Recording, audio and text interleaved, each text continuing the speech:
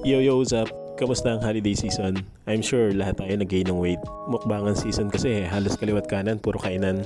Yung iba naman gusto mag-diet kaya lang natitempa rin talagang kumain. Yung iba naman kasi makakatanggi sa masasarap na pagkain na kahain sa atin, di ba? Kaya huwag kakalimutan i-check yung BP, sugar at cholesterol natin. Kaya gusto kong panoorin nyo ang video na to para ma-maintain natin malusog at maayos na pangangatawan.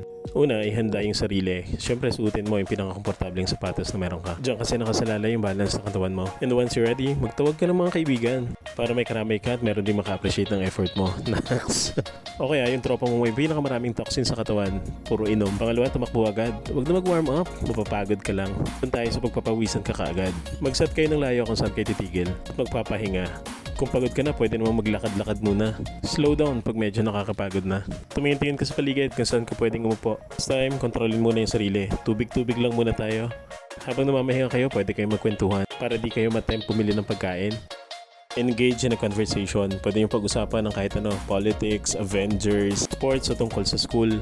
Pero kasi ang napili namin topic is about culinary. At saka diba pagdating dapat sa pagkain, huwag natin tipirin yung sarili. Kaya naisip namin, mahaba pa naman ang buhay, marami pang time. So next time na lang kami magja-jogging. Kumain ng marami. And live life to the fullest. Not deprive yourself from food. Ang mahalaga, mabuti kang tao. Wala kang inaapakan sino man. Saka nyo na lang siguro i-consider yung mga tips na binigay ko. Pag-ready na talaga kayong umiwas sa pagkain. Malapit na rin naman yung 2024. Doon na lang natin ituloy. Saka magpahatid ka na lang pa uwi para di ka mapagod. Bye!